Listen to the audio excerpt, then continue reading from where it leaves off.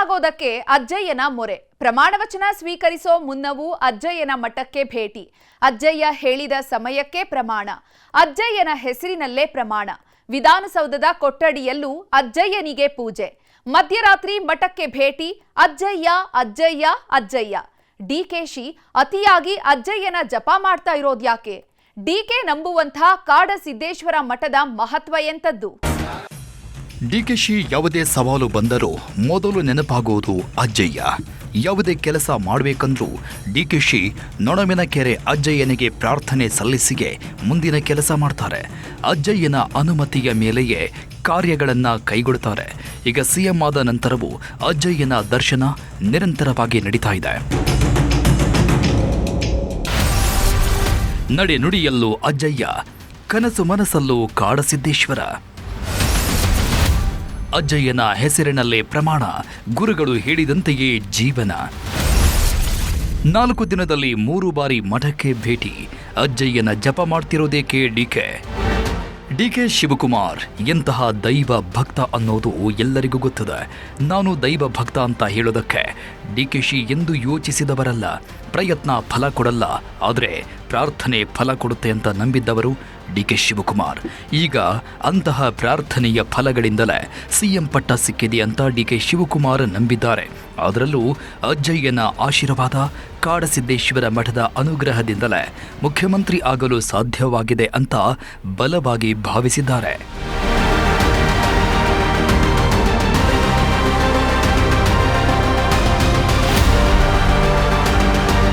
DK Shivakumar ಸುತ್ತದ ದೇವಸ್ಥಾನವಿಲ್ಲ, ಮಾಡಿಸದ ಪೂಜೆ ಇಲ್ಲ, ಹೊರದ ಹರಕೆ ಇಲ್ಲ. ಎಲ್ಲೇ ಹೋದ್ರೂ ಅಲ್ಲಿರೋ ಪ್ರಮುಖ ದೇವಸ್ಥಾನಕ್ಕೆ ಡಿಕೆಶಿ ಹೋಗ್ತಾ ಇದ್ರು. ದೇವ್ರೇ ನನ್ನನ್ನು ಸಿಎಂ ಮಾಡಿಸುವಂತ ಪ್ರಾರ್ಥನೆ ಮಾಡ್ತಾ ಇದ್ರು. ಯಾವುದೇ ದೇವಸ್ಥಾನಕ್ಕೆ ಹೋದ್ರೂ ಪೂಜೆ, ವಿಶೇಷ ಹೋಮ ಅಂತ ಮಾಡಿಸ್ತಾ ಇದ್ರು. ಯಾವತ್ತೂ ಪ್ರಾರ್ಥನೆ ಮಾಡೋದನ್ನ ನಿಲ್ಲಿಸಿಯೇ ಇಲ್ಲ. ಹಲವಾರು ಪ್ರಾರ್ಥನೆಗಳು ವಿಫಲವಾದರೂ ಪ್ರಾರ್ಥನೆಯ ಮೇಲೆ ಡಿಕೆಶಿಗೆ ಇದ್ದ ನಂಬಿಕೆ ಕಡಿಮೆ ಆಗಲೇ ಇಲ್ಲ. ಆ ನಂಬಿಕೆಗೆ ಈಗ ಉತ್ತರ ಸಿಕ್ಕಿದೆ. ಡಿಕೆ ಪ್ರಾರ್ಥನೆ ಫಲಿಸಿದೆ. ಅವರು ರಾಜ್ಯದ ಸಿಎಂ ಆಗಿದ್ದಾರೆ.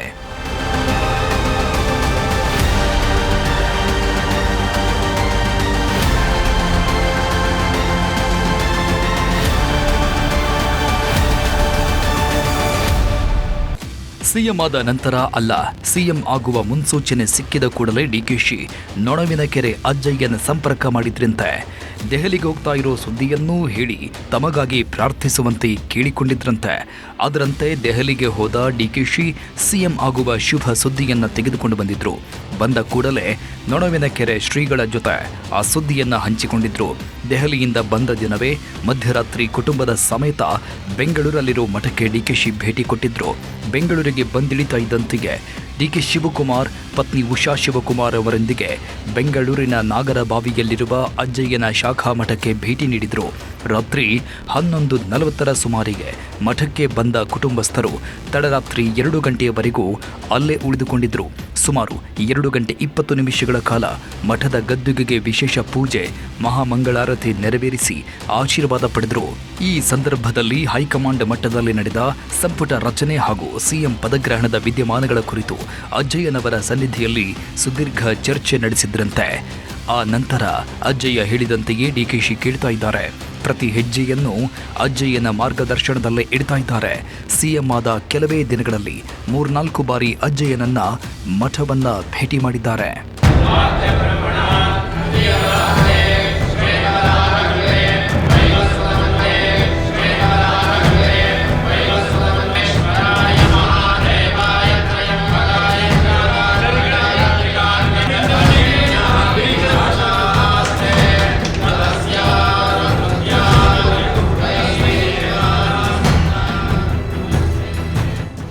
ಮೊನ್ನೆ ಡಿಕೆ ಶಿವಕುಮಾರ್ ಆದ ನಾನು ಅಂತ ಪ್ರಮಾಣ ವಚನ ತೆಗೆದುಕೊಂಡಿದ್ದು ಎಲ್ಲರಿಗೂ ನೆನಪಿದೆ.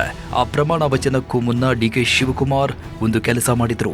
ಶ್ರೀ ಗಂಗಾಧರೇಶ್ವರ ಅಜ್ಜಯ್ಯನ ಆಶೀರ್ವಾದ ತಮ್ಮ ಪ್ರಮಾಣ ವಚನಕ್ಕೆ ಇರಬೇಕು ಅಂತ ಮೊದಲೇ ವೇದಿಕೆ ಮೇಲೆ ಅಜ್ಜಯ್ಯನ ಫೋಟೋವನ್ನ ಇಡಿಸಿದ್ರು.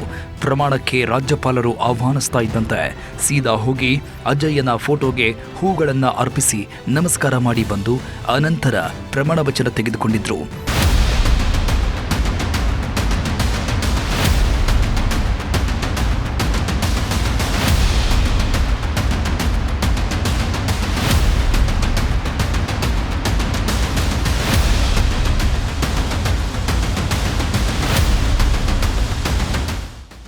ಇನ್ನೊಂದು ಪ್ರಮುಖ ವಿಚಾರ ಅಂದ್ರೆ ಎಲ್ಲರೂ ದೇವರು ಸಂವಿಧಾನದ ಹೆಸರಲ್ಲಿ ಪ್ರಮಾಣ ವಚನ ತೆಗೆದುಕೊಂಡ್ರೆ ಡಿಕೆ ಶಿವಕುಮಾರ್ ಮಾತ್ರ ತಮ್ಮ ಗುರು ಶ್ರೀ ಗಂಗಾಧರೇಶ್ವರ ಅಜ್ಜಯ್ಯನ ಹೆಸರಲ್ಲೂ ಪ್ರಮಾಣ ವಚನ ತೆಗೆದುಕೊಂಡ್ರು. ಆ ಮೂಲಕ ಕಾಡಸಿದ್ದೇಶ್ವರ ಮಠದ ಅಜ್ಜಯ್ಯ ತಮಗೆ ಎಷ್ಟೊಂದು ಮುಖ್ಯ ಅನ್ನೋದನ್ನ ರಾಜ್ಯದ ಜನರಿಗೆ ತೋರಿಸಿದ್ರು ಎಂದು ನನ್ನ ಅಜ್ಜನ ವೀರ ಗಂಗಾಧರ ಅಜ್ಜರ ಹೆಸರಿನಲ್ಲಿ ಪ್ರಮಾಣ ಮಾಡುತ್ತೇನೆ, ಶ್ರದ್ಧಾಪೂರ್ವಕವಾಗಿ ಪ್ರತಿಜ್ಞೆಯನ್ನ ಮಾಡುತ್ತೇನೆ. ಅಂದು ಪ್ರಮಾಣ ವಚನ ಮಾತ್ರ ಅಲ್ಲ, ಪ್ರಮಾಣ ವಚನ ಎಷ್ಟೊತ್ತಿಗೆ ತೆಗೆದುಕೊಳ್ಳಬೇಕು, ಯಾವ ಸಮಯ ಉತ್ತಮ, ಹೇಗೆ ಪ್ರಮಾಣ ವಚನ ತೆಗೆದುಕೊಳ್ಳಬೇಕು ಅನ್ನೋದನ್ನ ನೊಣವಿನಕೆರೆ ಶ್ರೀಗಳ ಬಳಿಯೇ ಕೇಳಿ ಫಿಕ್ಸ್ ಮಾಡಿಕೊಂಡಿದ್ರು. ಇನ್ನು ಪ್ರಮಾಣ ವಚನ ತೆಗೆದುಕೊಂಡು ವಿಧಾನಸೌಧಕ್ಕೆ ಹೋಗುವ ಮೊದಲೇ ಅಲ್ಲಿಗೆ ನೊಣವಿನಕೆರೆ ಶ್ರೀಗಳು ಹೋಗಿದ್ದು ವಿಧಾನಸೌಧದ ಡಿಕೆ ಶಿವಕುಮಾರ್ ಕಚೇರಿಯಲ್ಲಿ ಎಲ್ಲ ಸಿದ್ಧತೆಗಳನ್ನು ಮಾಡಿದ್ರು. ಸಿಎಂ ಕುರ್ಚಿಗೆ ವಿಶೇಷ ಪೂಜೆ ಮಾಡಿಸಿ ಆ ಕೊಠಡಿಯಲ್ಲಿ ದೇವರ ಫೋಟೋಗಳನ್ನು ಜೊತೆಗೆ ಅಜ್ಜಯ್ಯನ ಫೋಟೋವನ್ನು ಇಡಿಸಿದ್ರು. ವಿಧಾನಸೌಧಕ್ಕೆ ಬಂದ ಕೂಡಲೇ ಮೊದಲು ಅಜ್ಜಯ್ಯನ ಫೋಟೋಗೆ ಪೂಜೆ ಮಾಡಿ ನಮಸ್ಕಾರ ಮಾಡಿದ ನಂತರ ಡಿಕೆ ಸಿಎಂ ಕುರ್ಚಿಯಲ್ಲಿ ಕುಳಿತುಕೊಂಡಿದ್ರು. ಅಜ್ಜಯ್ಯನ ಹೆಸರಲ್ಲಿ ಪ್ರಮಾಣ, ಕಚೇರಿಯಲ್ಲಿ ಅಜ್ಜಯ್ಯನ ಫೋಟೋ, ಶ್ರೀಗಳ ಭೇಟಿ ಎಲ್ಲವಾಗಿತ್ತು. ಆದರೂ ಅದೇ ದಿನ ರಾತ್ರಿ ಮತ್ತೊಮ್ಮೆ ಡಿಕೆ ಶಿವಕುಮಾರ್ ಬೆಂಗಳೂರಲ್ಲಿರೋ ಶಾಖಾ ಮಠಕ್ಕೆ ಭೇಟಿ ಕೊಟ್ಟು ಶ್ರೀಗಳನ್ನ ಭೇಟಿಯಾಗಿ ವಿಶೇಷ ಪೂಜೆಯನ್ನ ಮಾಡಿಸಿ ಬಂದಿದ್ರು. ಅಂದು ಎಲ್ಲ ಕೆಲಸಗಳು ಮುಗಿದ ನಂತರ ರಾತ್ರಿ 10:30 ಸುಮಾರಿಗೆ ನಾಗರಬಾವಿಯ ಅಜ್ಜಯ್ಯ ಶಾಖಾ ಮಠಕ್ಕೆ ಕುಟುಂಬ ಸಮೇತ ಹೋಗಿದ್ದ ಡಿಕೆ ಶಿವಕುಮಾರ್ ಸುಮಾರು 2 ಗಂಟೆಗಳ ಕಾಲ ಮಠದಲ್ಲೇ ಇದ್ದು ಪೂಜೆ ಸಲ್ಲಿಸಿ ಬಂದಿದ್ರು.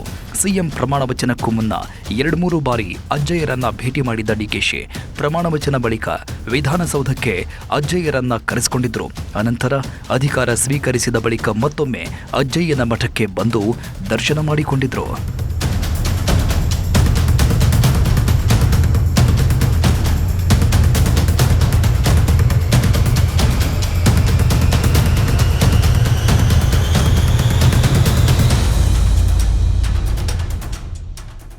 ಕೆಲವರು ಅಂದುಕೊಂಡಿದ್ದು ಆಗೋವರೆಗೂ ಮಾತ್ರ ದೇವರು ಮಠ ಅಂತ ಸುತ್ತಾಡ್ತಾರೆ, ತಮ್ಮ ಕೆಲಸ ಆದ ನಂತರ ಸುಮ್ಮನಾಗ್ಬಿಡ್ತಾರೆ. ಆದರೆ ಡಿಕೆಶಿ ಮಾತ್ರ ತಾವು ಸಿಎಂ ಆದ ನಂತರವೂ ನಿರಂತರವಾಗಿ ಅಜ್ಜಯ್ಯನ ಜಪ ಮಾಡ್ತಾ ಇದ್ದಾರೆ. ಈ ಹಿಂದೆ ಸಿಎಂ ಆಗೋದಕ್ಕಾಗಿ ಅಜ್ಜಯ್ಯನ ಮೊರೆ ಹೋಗಿದ್ದ ಡಿಕೆಶಿ ಈಗ ಸಿಎಂ ಪದವಿ ಸಿಕ್ಕಿದ್ದ ನಂತರ ನಿರಂತರವಾಗಿ ಮಠಕ್ಕೆ ಭೇಟಿ ಕೊಡ್ತಾ ಇದ್ದಾರೆ. ಸಿಎಂ ಆಗಿ ಕೆಲವೇ ದಿನಗಳು ಆಗಿರೋದ್ರಿಂದ ಕೆಲಸದ ಬ್ಯುಸಿಯಲ್ಲಿ ಬೆಂಗಳೂರಿನ ಶಾಖಾ ಮಠಕ್ಕೆ ಭೇಟಿ ಕೊಡ್ತಾ ಇದ್ದ ಡಿಕೆಶಿ ಈಗ ಬಿಡುವು ಮಾಡಿಕೊಂಡು ನೊಣವಿನಕೆರೆಗೆ ಹೋಗಿ ಅಲ್ಲಿ ಗಂಗಾಧರ ಅಜ್ಜಯ್ಯನ ಗದ್ದುಗೆ ದರ್ಶನ ಮಾಡಿಕೊಂಡಿದ್ದಾರೆ. ಇಷ್ಟಾರ್ಥ ಸಿದ್ಧಿಸಿದ್ದಕ್ಕಾಗಿ ವಿಶೇಷ ಪೂಜೆಯನ್ನು ಮಾಡಿಸಿದ್ದಾರೆ.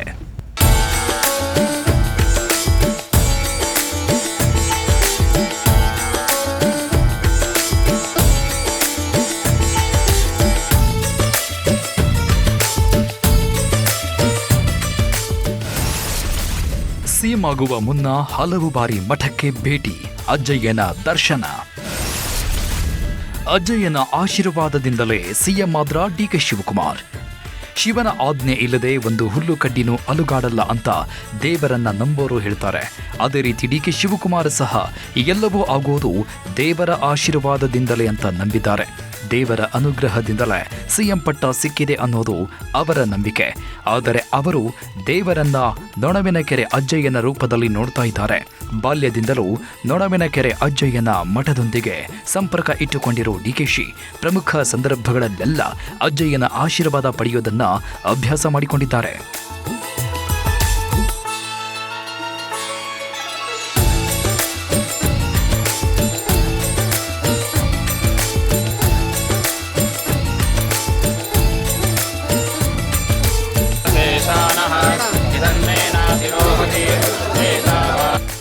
ಕಷ್ಟ ಇರಲಿ ಸುಖ ಇರಲಿ, ಡಿಕೆಶಿ ಮತ್ತು ಕುಟುಂಬ ಅಜ್ಜಯ್ಯನನ್ನ ಮಾತ್ರ ಮರೆಯೋದಿಲ್ಲ. ಕಷ್ಟ ಬಂದಾಗ ಮಾತ್ರ ದರ್ಶನ ಮಾಡಿ ನಂತರ ಮರೆತು ಬಿಡಲ್ಲ. ಈ ಹಿಂದೆ ಡಿಕೆ ಶಿವಕುಮಾರ್ ಜೈಲು ಸೇರಿದಾಗಲೂ ಅವರ ಕುಟುಂಬಕ್ಕೆ ಮೊದಲು ನೆನಪಿಗೆ ಬಂದಿದ್ದು ಇದೇ ಅಜ್ಜಯ್ಯನ ಮಠ. ಡಿಕೆಶಿ ಪತ್ನಿ ಮತ್ತು ಮಕ್ಕಳು ನೊಣವಿನಕೆರೆ ಅಜ್ಜಯ್ಯನ ಮಠಕ್ಕೆ ಹೋಗಿ ಅಲ್ಲಿ ವಿಶೇಷ ಪೂಜೆಗಳನ್ನ ಮಾಡಿಸಿದ್ರು. ಆದಷ್ಟು ಬೇಗ ಡಿಕೆ ಶಿವಕುಮಾರ್ ಜೈಲಿನಿಂದ ವಾಪಸ್ ಬರಲಿ ಅಂತ ಕೇಳಿಕೊಂಡಿದ್ರು. ಅದರಂತೆ ಡಿಕೆಶಿ ಜೈಲಿಂದ ಬಿಡುಗಡೆಯಾಗಿದ್ರು.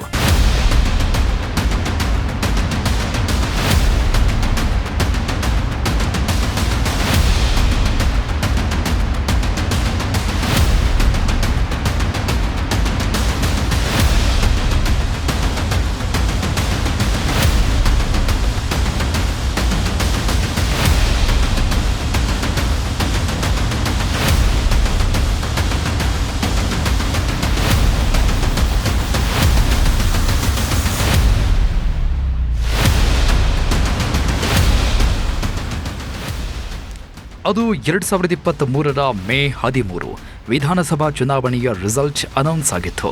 ಬಿಜೆಪಿ ಮತ್ತು ಜೆಡಿಎಸ್ ಧೂಳಿಪಟವಾಗಿ ಕಾಂಗ್ರೆಸ್ ಭರ್ಜರಿ ಬಹುಮತ ಪಡೆದಿತ್ತು. ರಿಸಲ್ಟ್ ನೋಡಿದ ಡಿಕೆಶಿ ನೇರವಾಗಿ ತುಮಕೂರಿನ ನೊಣವಿನಕೆರೆ ಅಜ್ಜಯ್ಯನ ದೇವಸ್ಥಾನಕ್ಕೆ ಹೋದ್ರು, ಪ್ರಾರ್ಥನೆ ಮಾಡಿದ್ರು, ವಿಶೇಷ ಪೂಜೆ ಸಲ್ಲಿಸಿದ್ರು.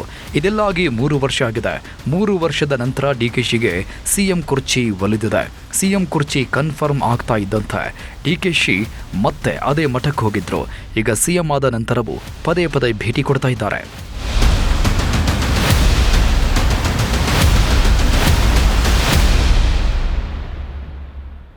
2.5 ವರ್ಷಗಳ ನಂತರ ಪವರ್ ಶೇರಿಂಗ್ ಅಂತ ಮೊದಲೇ ಡಿಸೈಡ್ ಆಗಿತ್ತು. ಆದರೆ ಸಿಎಂ ಸಿದ್ದರಾಮಯ್ಯ ಪವರ್ ಶೇರಿಂಗ್ಗೆ ಒಪ್ಪಿರಲಿಲ್ಲ. ಈ ಟೈಮಲ್ಲಿ ದಿಲ್ಲಿಗೆ ಹೋಗಿ ಒತ್ತಡ ಹಾಕೋಕೆ ಡಿಕೆಶಿ ನಿರ್ಧಾರ ಮಾಡಿದ್ರು. ಫೆಬ್ರವರಿಯಲ್ಲಿ ದಿಲ್ಲಿಗೆ ಹೋಗಿದ್ದ ಡಿಕೆಶಿ ಅದಕ್ಕೂ ಮುನ್ನ ನೊಣವಿನಕೆರೆ ಮಠಕ್ಕೆ ಭೇಟಿ ನೀಡಿ ವಿಶೇಷ ಪೂಜೆ ಸಲ್ಲಿಸಿ ವಾಪಸ್ಸಾಗಿದ್ರು. ಇದಾದ ನಂತರ ಡಿಕೆಶಿ ಮತ್ತೆ ನೊಣವಿನಕೆರೆ ಮಠಕ್ಕೆ ಹೋಗಿದ್ದು ಇದೇ ತಿಂಗಳಲ್ಲಿ. ದಿಲ್ಲಿಗೆ ಹೋಗೋ ಕೆಲವು ದಿನಗಳ ಹಿಂದೆ ಡಿಕೆಶಿ ಅಜ್ಜಯ್ಯನ ಮಠಕ್ಕೆ ಹೋಗಿ ಆಶೀರ್ವಾದ ಪಡ್ಕೊಂಡು ಬಂದಿದ್ರು.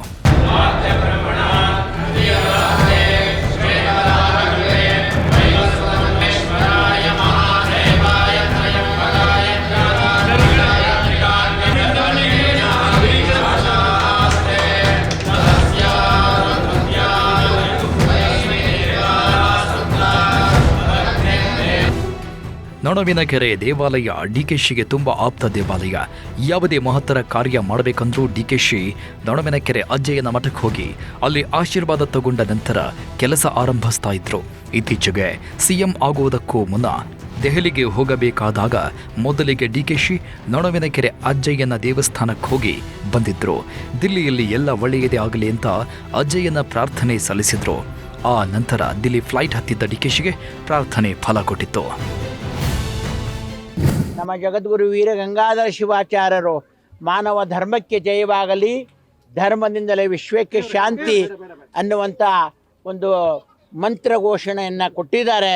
ಆ ಧರ್ಮದ ಧ್ವಜವನ್ನು ಸರ್ವೇ ಜನ ಸುಖಿನೋ ಭವಂತು ರಾಜ ಪ್ರತ್ಯಕ್ಷ ದೇವತ ಎಲ್ಲ ಮತ ಬಾಂಧವರ ಪ್ರೀತಿಯ ಮಗನಾಗಿ ದೇಶದ ಆಳ್ವಿಕೆಯಲ್ಲಿ ರೈತ ಬಾಂಧವರಿಗೆ, ವರ್ತಕರಿಗೆ, ರಾಜಕೀಯ ಮುತ್ಸದ್ದಿಗಳಿಗೆ, ಸೈನಿಕರಿಗೆ ಒಂದೇ ಸರಳ ಸಜ್ಜನಿಕೆಯಲ್ಲಿ ಎಲ್ಲರ ಸೇವೆ ಮಾಡತಕ್ಕಂಥ ಶಕ್ತಿ, ಸಾಮರ್ಥ್ಯ, ಆರೋಗ್ಯ, ಭಾಗ್ಯ ಭಗವಂತ ಕರುಣಿಸಿಕೊಡಲಿ. ಸದ್ಯ ನೊಣವಿನಕೆರೆ ಮಠ ಡಿಕೆಶಿ ರಾಜಕೀಯದ ಒಂದು ಭಾಗವಾಗಿ ಬಿಟ್ಟಿದೆ. ಈ ಮಠಕ್ಕೆ ಸುಮಾರು 500 ವರ್ಷಗಳ ಇತಿಹಾಸವಿದ್ದು ಡಿಕೆಶಿ ಪ್ರತಿಯೊಂದು ಮುಖ್ಯವಾದ ಕೆಲಸ ಮಾಡುವಾಗಲೂ ಅಜ್ಜಯ್ಯನವರ ಅನುಮತಿ ಪಡೆದೇ ಮುಂದಿನ ಹೆಜ್ಜೆ ಇಡ್ತಾರೆ. 2023 ಚುನಾವಣೆ ಟೈಮಲ್ಲಂತೂ ನಾಮಪತ್ರ ಸಲ್ಲಿಸುವಾಗ, ಪಕ್ಷದ ಅಭ್ಯರ್ಥಿಗಳಿಗೆ ಬಿ ಫಾರಂ ನೀಡುವಾಗ, ಹೀಗೆ ಎಲ್ಲ ಕೆಲಸಗಳಿಗೂ ಮುಂಚೆ ಅಜ್ಜಯ್ಯನವರ ಆಶೀರ್ವಾದ ಪಡೆದೇ ಡಿಕೆಶಿ ಮುಂದಿನ ಕೆಲಸ ಮಾಡ್ತಾ ಇದ್ರು. ಈಗ ಸಿಎಂ ಆದ ನಂತರವೂ ಅಜ್ಜಯ್ಯನ ಮಾರ್ಗದರ್ಶನದಂತೆಯೇ ಎಲ್ಲ ಕೆಲಸಗಳನ್ನ ಮಾಡ್ತಾ ಇದ್ದಾರೆ.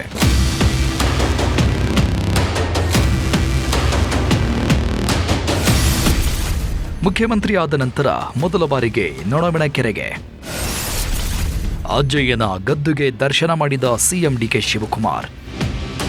ಬೆಂಗಳೂರಲ್ಲಿ ಪದೇ ಪದೇ ಅಜ್ಜಯ್ಯನ ಶಾಖಾ ಮಠಕ್ಕೆ ಹೋಗಿ ಅಲ್ಲಿ ಗುರುಗಳನ್ನ ಭೇಟಿಯಾಗ್ತಾ ಇರೋ ಡಿಕೆಶಿ ನೊಣವಿನಕೆರೆಗೆ ಮಾತ್ರ ಹೋಗಿರಲಿಲ್ಲ. ಸಿಎಂ ಆಗಿ ಅಧಿಕಾರ ವಹಿಸಿಕೊಂಡ ನಂತರ ಸಾಕಷ್ಟು ಬ್ಯುಸಿ ಇದ್ದ ಡಿಕೆಶಿ ಈಗ ಖ್ಯಾತೆಗಳ ನಡುವೆಯೂ ತಮ್ಮ ಇಷ್ಟ ದೈವ ಅಜ್ಜಯ್ಯನ ಗದ್ದುಗೆಗೆ ಭೇಟಿ ಕೊಟ್ಟಿದ್ದಾರೆ.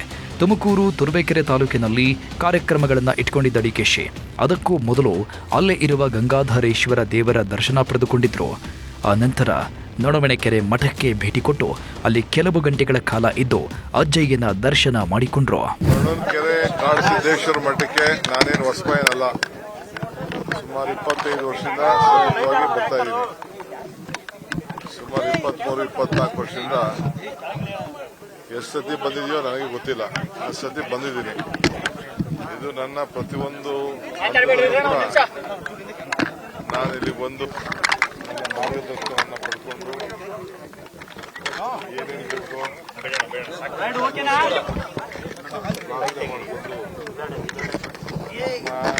ನನಗೆ ರಾಜ್ಯಕ್ಕೆ ಎಲ್ಲ ಒಳ್ಳೇದಾಗಲಿ ಅಂತೇಳಿ ಅನೇಕ ಸಂದರ್ಭದಲ್ಲಿ ಪ್ರಾರ್ಥನೆ ಮಾಡಿದ್ದೀನಿ.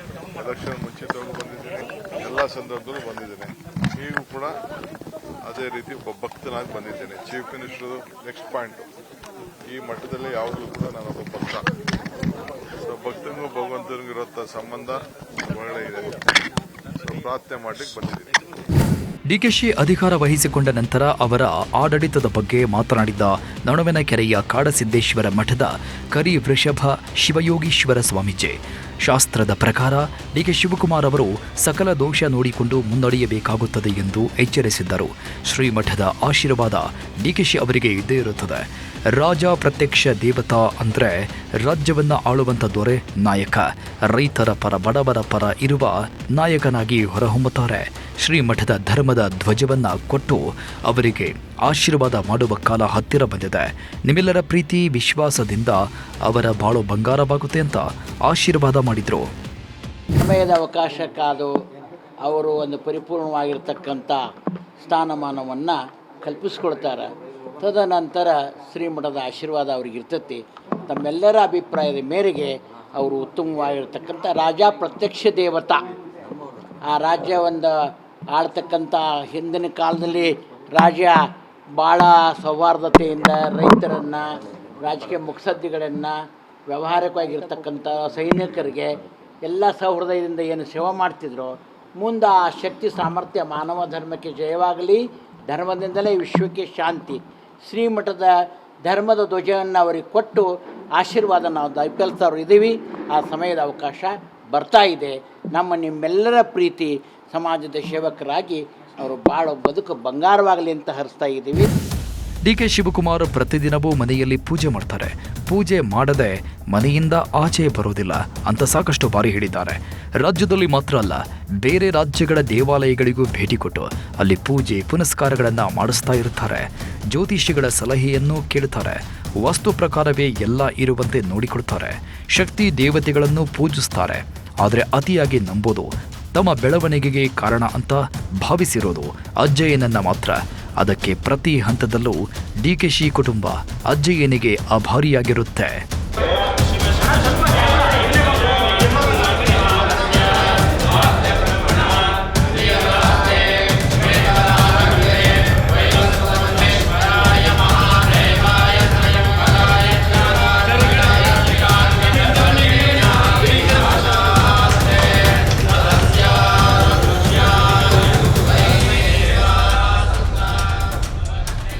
ಅಜ್ಜಯ್ಯ ಅಂದ್ರೆ ಸಿಎಂ ಕಿವಿಗಳು ನೆಟ್ಟಗೆ ಆಗುತ್ತೆ. ಅಜ್ಜಯ್ಯನ ದರ್ಶನ ಮಾಡಿದ್ರೆ ಅವರಿಗೆ ರೋಮಾಂಚನ ಆಗುತ್ತೆ. ಅಜ್ಜಯ್ಯನ ಫೋಟೋ ನೋಡಿದ್ರೆ ಭಕ್ತಿ ಭಾವ ಮೂಡುತ್ತೆ. ದಿನದಲ್ಲಿ ಹಲವಾರು ಬಾರಿ ಅಜ್ಜಯ್ಯನ ಹೆಸರು ಸ್ಮರಿಸೋ ಡಿಕೆಶಿ ತಿಂಗಳಿಗೆ ಒಮ್ಮೆ ಆದರೂ ಮಠಕ್ಕೆ ಭೇಟಿ ಕೊಡ್ತಾರೆ. ಅದೇ ರೀತಿ ಈಗಲೂ ಅವರು ಮಠಕ್ಕೆ ಭೇಟಿ ಕೊಟ್ಟು ಪೂಜೆ ಮಾಡಿಸಿದ್ದಾರೆ. 500 ವರ್ಷಗಳ ಇತಿಹಾಸ, ನೊಳಂಬ ಅರಸರ ನಂಟು, 3 ಅರಸರಿಗೆ ಪಟ್ಟ, ಕೇಳಿದ್ದನ್ನೆಲ್ಲ ಕೊಡೋ ದೈವ. ನೊಣವಿನಕೆರೆ ಮಠದಿಂದಾಗಿ ಡಿಕೆಶಿ ಜೀವನದಲ್ಲಿ ಹಲವು ಪವಾಡ. ಡಿಕೆಶಿ ಕಣಕಣದಲ್ಲೂ ನೆಲೆಸಿರುವ ದೈವ. ಅವರು ಅತ್ಯಂತ ಭಕ್ತಿಯಿಂದ ನಂಬುವ ಅಜ್ಜಯ್ಯ ಲಿಂಗೈಕ್ಯ ವೀರಗಂಗಾಧರ ಜಗದ್ಗುರುಗಳು. ಅತ್ಯಂತ ಪ್ರಾಚೀನ ಪರಂಪರೆಯನ್ನ ಹೊಂದಿರುವ ಪಂಚಪೀಠಗಳಲ್ಲಿ ಬಾಳೆಹೊನ್ನೂರಿನ ಶ್ರೀಮದ್ ರಂಭಾಪುರಿ ಪೀಠವೂ ಒಂದು. ಆ ಮಠದ 119ನೇ ಜಗದ್ಗುರುಗಳಾಗಿದ್ದವರು ಲಿಂಗೈಕ್ಯ ವೀರಗಂಗಾಧರ ಶಿವಾಚಾರ್ಯ ಭಗವತ್ಪಾದರು. ಅವರೇ ಡಿಕೆಶಿ ಆರಾಧಿಸುವ ಪರಮಗುರು ಅಜ್ಜಯ್ಯ. ಅಜ್ಜಯ್ಯನವರ ಗದ್ದುಗೆಯು ಗದಗ ಜಿಲ್ಲೆಯ ಶಿರಹಟ್ಟಿ ತಾಲೂಕಿನ ಲಕ್ಷ್ಮೇಶ್ವರ ಸಮೀಪದ ಮುಕ್ತಿ ಮಂದಿರದಲ್ಲಿದೆ. ತುಮಕೂರು ಜಿಲ್ಲೆಯ ತಿಪಟೂರು ತಾಲೂಕಿನ ನೊಣವಿನಕೆರೆ ಶ್ರೀ ಕಾಡಸಿದ್ದೇಶ್ವರ ಮಠದ ಪೀಠಾಧ್ಯಕ್ಷ ಡಾಕ್ಟರ್ ಕರಿ ವೃಷಭ ದೇಶಿ ಕೇಂದ್ರದ ಶಿವಯೋಗೀಶ್ವರ ಸ್ವಾಮೀಜಿ ಅವರು ಅಜ್ಜಯ್ಯನವರ ಪರಮ ಆರಾಧಕರಾಗಿದ್ದು ಅವರನ್ನೇ ಪ್ರೀತಿಯಿಂದ ಡಿಕೆಶಿ ಅಜ್ಜಯ್ಯ ಅಂತ ಕರೀತಾರೆ.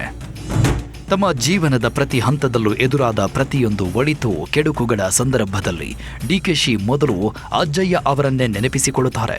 ಇನ್ನು ಡಾಕ್ಟರ್ ಕರಿ ವೃಷಭ ದೇಶಿ ಕೇಂದ್ರದ ಶಿವಯೋಗೀಶ್ವರ ಸ್ವಾಮೀಜಿಗಳು ಭವಿಷ್ಯ ಹೇಳೋದ್ರಲ್ಲಿ ಸಿದ್ಧಹಸ್ತರು ಎಂದು ಖ್ಯಾತಿ ಪಡೆದಿದ್ದಾರೆ. ಇವರ ಬಳಿ ಬಂದರೆ ಜಾತಕ ದೋಷ ನಿವಾರಣೆ, ಹರಕೆಗಳು ಫಲಿಸುತ್ತದೆ ಎಂಬ ನಂಬಿಕೆ ಭಕ್ತರಲ್ಲಿದೆ. ಡಿಕೆಶಿ ಜೀವನದಲ್ಲೂ ಅವರು ಹೇಳಿರುವ ಭವಿಷ್ಯಗಳು ಸಾಕಷ್ಟು ಫಲಿಸಿವೆ. ಅದಕ್ಕೆ ಡಿಕೆಶಿ ಈ ಮಠಕ್ಕೆ ಮತ್ತು ಅಜ್ಜಯ್ಯನಿಗೆ ಅಷ್ಟೊಂದು ಪ್ರಾಮುಖ್ಯತೆ ಕೊಡುತ್ತಾ ಬಂದಿದ್ದಾರೆ. ಡಿಕೆಶಿ ಅಜ್ಜಯ್ಯನನ್ನ ನಂಬೋದಕ್ಕೆ ಇನ್ನೂ ಒಂದು ಬಲವಾದ ಕಾರಣವಿದೆ. ಈ ಹಿಂದೆ ಡಿಕೆಶಿ ತಂದೆಗೆ ಸ್ಟ್ರೋಕ್ ಆಗಿ ಬೆಂಗಳೂರಿನ ಆಸ್ಪತ್ರೆಗೆ ದಾಖಲಾಗಿದ್ರು. ಈ ವೇಳೆ ಇನ್ನೂ 2 ಗಂಟೆ ಮಾತ್ರ ನಿಮ್ಮ ತಂದೆಯವರು ಬದುಕಿರುತ್ತಾರೆಂದು ವೈದ್ಯರು ಹೇಳಿದ್ರಂತೆ. ಆಗ ಅಜ್ಜಯ್ಯ ಬಿಲ್ವ ಪತ್ರೆಯನ್ನ ಕೊಟ್ಟು 20 ನಿಮಿಷದಲ್ಲಿ ಇದನ್ನು ನಿಮ್ಮ ತಂದೆ ತಲೆಯ ಕೆಳಗಿಡಿ ಎಂದು ಕೊಟ್ಟಿದ್ರಂತೆ. ಅದರಂತೆ ಸರಿಯಾದ ಸಮಯಕ್ಕೆ ಆಸ್ಪತ್ರೆಗೆ ತಲುಪಿ ಡಿಕೆಶಿ ತಂದೆಯ ತಲೆಯ ಕೆಳಗೆ ಬಿಲ್ವ ಪತ್ರೆ ಇಟ್ಟಿದ್ರಂತೆ. ಆಗ ತಂದೆ ಗುಣಮುಖರಾಗಿದ್ದರು. ಆ ಪವಾಡ ನೋಡಿದ ಡಿಕೆಶಿ ಅಜ್ಜಯ್ಯನ ಪರಮ ಭಕ್ತರಾದ್ರು ಅಂತ ಹೇಳಲಾಗತ್ತೆ. ಇನ್ನು ಡಿಕೆಶಿ ಜೈಲಿಗೆ ಹೋಗುವ ಮೊದಲೇ ಅಜ್ಜಯ್ಯನ ಗದ್ದುಗೆಯಲ್ಲಿ ಸೂಚನೆಯೊಂದು ಸಿಕ್ಕಿತ್ತಂತೆ. ಡಿಕೆಶಿ ದರ್ಶನಕ್ಕಾಗಿ ಮುಕ್ತಿ ಮಂದಿರಕ್ಕೆ ಹೋದಾಗ ತಾವು ಹೊದ್ದುಕೊಂಡಿದ್ದ ರೇಷ್ಮೆ ಶಾಲೆಗೆ ಬೆಂಕಿ ತಗುಲಿತ್ತು. ಆಗ ಅಜ್ಜಯ್ಯನವರು ಡಿಕೆಶಿಗೆ ಮುಂದೆ ಕಾದಿರುವ ಅಪಶಕುನದ ಬಗ್ಗೆ ಹೇಳಿದ್ರಂತೆ. ಇದಕ್ಕೆ ಸಾಕ್ಷಿ ಎಂಬಂತೆ 2019 ಅಕ್ಟೋಬರ್ 23ರಂದು 48 ದಿನಗಳ ಕಾಲ ಜೈಲುವಾಸ ಅನುಭವಿಸಿದ್ರು. ತಿಹಾರ ಜೈಲಿಂದ ಬಿಡುಗಡೆಯಾದ ಬಳಿಕ ಡಿಕೆ ಶಿವಕುಮಾರ್ ಮೊದಲು ನೊಣವಿನಕೆರೆ ಮಠಕ್ಕೆ ಬಂದಿದ್ರು. ಆಗ ಅಜ್ಜಯ್ಯ ಬಂಡೆಯಂತೆ ಕಷ್ಟಗಳು ಕರಗಿ ಮುಖ್ಯಮಂತ್ರಿಯೂ ಆಗುತ್ತೀರಿ ಎಂದು ಭವಿಷ್ಯ ನುಡಿದಿದ್ರಂತೆ. ಇದಾದ ಬಳಿಕ ಮಗಳ ಮದುವೆ ಸೇರಿ ಹಲವು ಕಾರ್ಯಕ್ರಮಗಳಿಗೆ ಡಿಕೆ ಶಿವಕುಮಾರ್ ಅಜ್ಜಯ್ಯರನ್ನ ಆಹ್ವಾನಿಸಿದ್ದರು. ಕಳೆದ ಸಾರ್ವತ್ರಿಕ ಚುನಾವಣೆಗೂ ಮುನ್ನ ಅಜ್ಜಯ್ಯರನ್ನ ಭೇಟಿ ಮಾಡಿದ್ರು. 2023ರ ಚುನಾವಣೆಯಲ್ಲಿ ಟಿಕೆಟ್ ಹಂಚಿಕೆಯು ಅಜ್ಜಯ್ಯನ ಮಾತಿನಂತೆಯೇ ಆಗಿತ್ತಂತೆ. ಪಾಶುಪತ ಅಥವಾ ವೀರಶೈವ ಸಂಪ್ರದಾಯಕ್ಕೆ ಸೇರಿದ್ದ ಈ ಮಠ ಕಾಡಿನ ಮಧ್ಯದಲ್ಲಿರುವುದರಿಂದ ಕಾಡಸಿದ್ದೇಶ್ವರ ಮಠ ಅಂತಲೇ ಪ್ರಸಿದ್ಧಿಯಾಗಿದೆ. ಇದಕ್ಕೆ ಸುಮಾರು 500 ವರ್ಷಗಳ ಇತಿಹಾಸವಿದ್ದು ನೊಳಂಬ ರಾಜರ ಕಾಲದ ಶೈವ ಕೇಂದ್ರಗಳಲ್ಲಿ ಇದು ಒಂದಾಗಿತ್ತು. ಮೂಲತಃ ಈ ಪ್ರದೇಶವನ್ನು ಆಳುತ್ತಿದ್ದ ನೊಳಂಬ ರಾಜರು ಇಲ್ಲಿ ಒಂದು ಬೃಹತ್ ಕೆರೆಯನ್ನ ನಿರ್ಮಿಸಿದ್ದರು. ಆ ಕಾರಣದಿಂದ ಇದಕ್ಕೆ ನೊಳಂಬ ಕೆರೆ ಎಂದು ಹೆಸರು ಬಂದಿತ್ತು. ಕಾಲಕ್ರಮೇಣ ಈ ಹೆಸರು ಜನರ ಆಡುಭಾಷೆಯಲ್ಲಿ ಇಂದಿನ ನೊಣವಿನ ಕೆರೆ ಎಂಬ ಹೆಸರಾಗಿ ಬದಲಾಗಿದೆ. ಇನ್ನು ಈ ಮಠಕ್ಕೂ ನೊಣಬ ರಾಜವಂಶಸ್ಥರಿಗೂ ಉತ್ತಮ ಸಂಬಂಧ ಇದ್ದು ಈ ಮಠ 3 ರಾಜರಿಗೆ ಪಟ್ಟಾಭಿಷೇಕ ಮಾಡಿತಂತೆ. ಅದಕ್ಕೆ ಈ ಊರನ್ನ ತ್ರಿಪಟ್ಟದ ಊರು ಅಂತ ಕರೆಯಲಾಗಿತ್ತು. ನಂತರ ಅದು ತಿಪಟೂರು ಅಂತ ಆಗಿದೆಯಂತೆ. ಡಿಕೆಶಿ ಪ್ರಯತ್ನ ವಿಫಲ ಆಗಬಹುದು, ಆದರೆ ಪ್ರಾರ್ಥನೆ ವಿಫಲ ಆಗಲ್ಲ ಅಂತ ಹೇಳಿದ್ರು. ಆದರೆ ಪ್ರಾರ್ಥನೆ ಒಂದನ್ನೇ ಮಾಡದೆ ಪ್ರಯತ್ನಗಳನ್ನು ಮಾಡಿ ಈಗ ಸಿಎಂ ಪಟ್ಟ ಪಡೆದುಕೊಂಡಿದ್ದಾರೆ. ಈ ಪ್ರಯತ್ನ ಮತ್ತು ಪ್ರಾರ್ಥನೆಗಳಲ್ಲಿ ನೊಣವಿನಕೆರೆ ಮಠದ ಪಾತ್ರ ತುಂಬಾ ಇದೆ ಅಂತ ಹೇಳಲಾಗ್ತಾ ಇದೆ. ಈ ಮಾತನ್ನು ಸ್ವತಃ ಡಿಕೆಶಿ ಸಹ ನಂಬಿದ್ದು ಮಠ ಮತ್ತು ಅಜ್ಜಯ್ಯನ ಬಗ್ಗೆ ಭಕ್ತಿ ಭಾವದಿಂದ ಇರಲು ತೀರ್ಮಾನಿಸಿದ್ದಾರೆ.